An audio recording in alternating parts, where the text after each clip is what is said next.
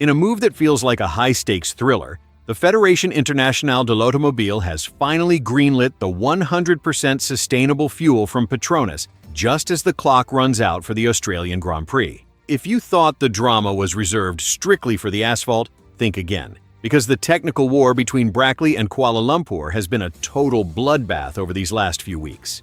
The stakes were so high that George Russell and Kimi Antonelli were facing the very real and terrifying prospect of their cars failing to even line up on the starting grid in Melbourne. As we pivot toward the regulations for the year 2026, the governing body is no longer satisfied with just knowing if a fuel burns well. They are demanding absolute ironclad traceability of every single scrap of biomass.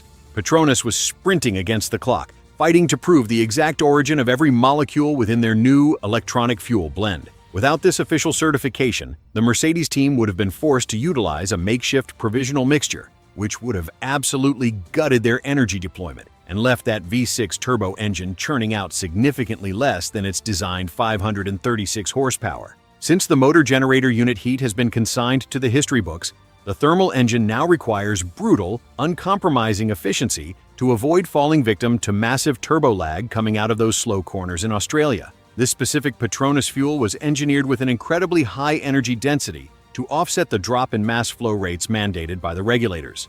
If the Silver Arrows had not secured this approval, their engine mapping would have descended into absolute chaos, causing a catastrophic domino effect on how the motor generator unit kinetic recovers energy during braking. While the engineers were drowning in test tubes, another wing of the team was literally stranded in Bahrain as global tensions flared. The sudden escalation of conflict in the Middle East turned a routine Pirelli tire test into a full-blown emergency extraction operation for the staff on the ground. The crew from Brackley, including reserve driver Frederick Vesti, endured hours of maximum tension as flights were scrubbed and airspaces were slammed shut. The sigh of relief has only just arrived, as every key player is finally en route to Australia, ensuring the Mercedes garage does not end up looking like a ghost town. What is your take on this?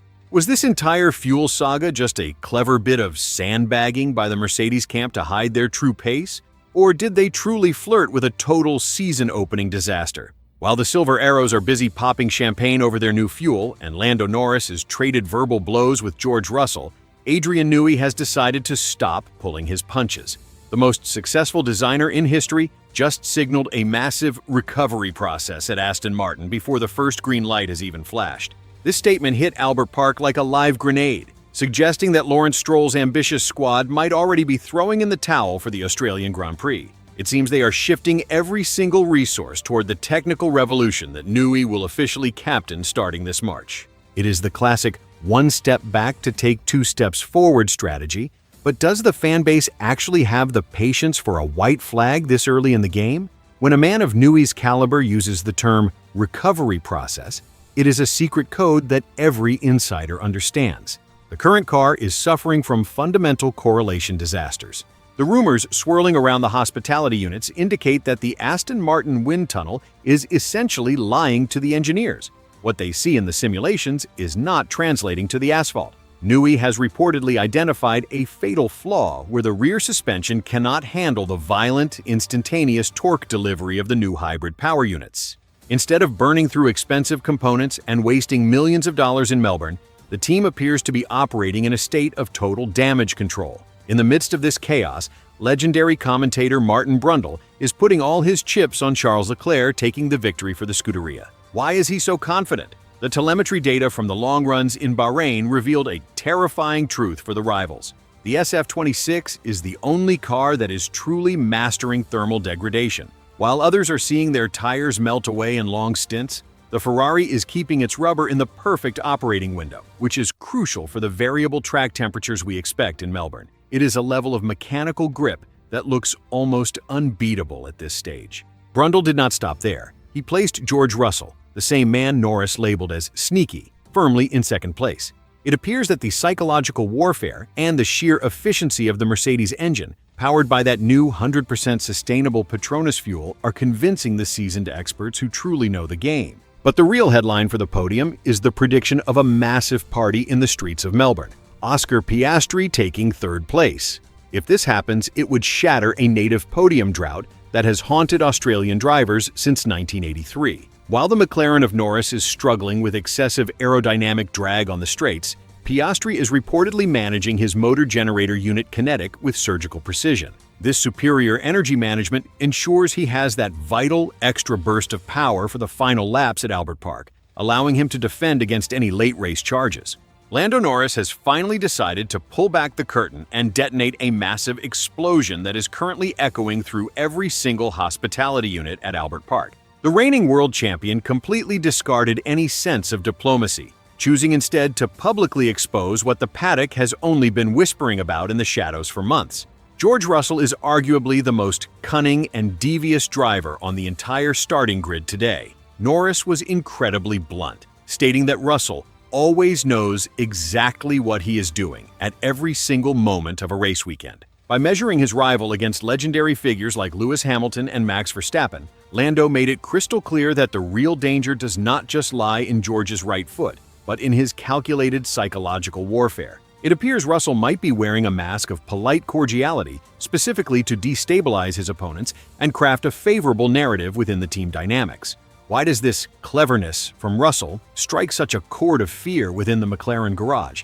The terrifying truth is buried deep within the telemetry data of this new era.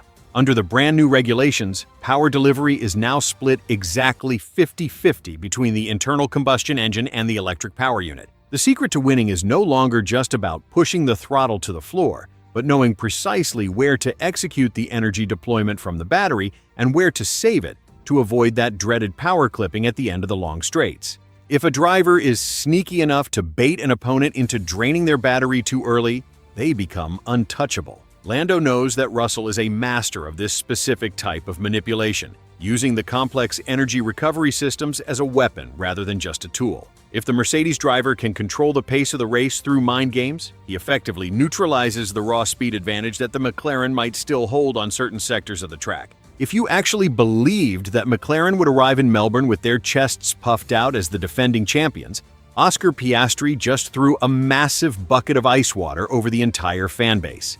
Speaking in his very own backyard, the Australian driver gave a truly shocking interview, admitting that the team is simply not in the same privileged position they occupied 12 months ago. The bravado of the previous season has been replaced by a tense, calculated caution that has the fans worried. While powerhouses like Mercedes and Ferrari seem to have finally cracked the code of fuel flow and thermal efficiency, McLaren is forced to play a desperate long-term game. Piastri hinted that the team is struggling to find that final bit of efficiency in the cooling of the hybrid components, which could be a total disaster in the changing temperatures of Melbourne. It is a bitter pill to swallow for the home crowd who expected a dominant display from their local hero. While Mercedes is busy scrubbing their chemical messes and Lando Norris is absolutely eviscerating George Russell in the media, the behind-the-scenes maneuvering at Maranello has just hit absolute nuclear fusion levels of heat. Juan Pablo Montoya, a man who has never once minced his words, has issued a brutal and terrifying ultimatum to John Elkann. He claims that the Scuderia does not actually need more brilliant engineers.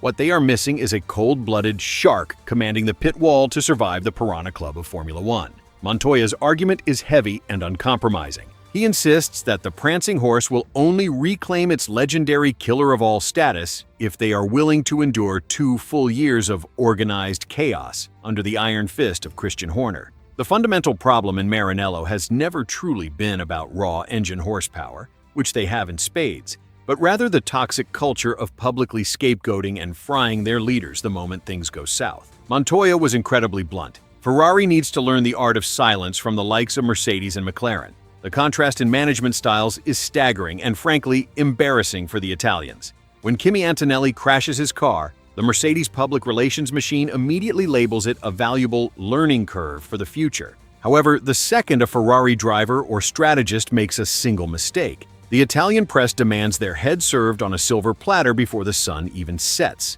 Christian Horner would arrive with the specific mission of bulletproofing the team against this outside noise. But the massive question remains: can Italian national pride actually stomach a British commander running every single aspect of their national treasure? Despite the heavy flirtation with the Scuderia, the paddock whispers are pointing in a completely different direction.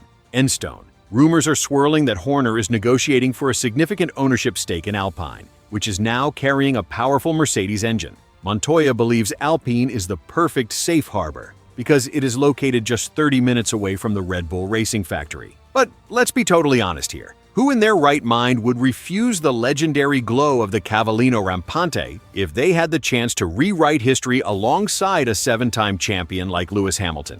Amidst all this political theater, the governing body has already summoned the heavy hitters for the first official press conference in Australia. Lewis Hamilton is set to share the stage with hometown hero Oscar Piastri and the sensational rookie Arvid Lindblad. The atmosphere is guaranteed to be more tense than the stiffest suspension hitting the curbs at the Autodromo Nazionale di Monza. Hamilton will be grilled on the true competitiveness of the Scuderia Ferrari 25, while the very next day, Adrian Newey and Toto Wolff will finally stand face-to-face in a room full of cameras. Between fuels being approved at the very last second, podium predictions that completely exclude Max Verstappen, and the ghost of Christian Horner haunting Italy, the 2026 season is kicking off with far more questions than its answers. Ferrari is currently standing at a violent crossroads.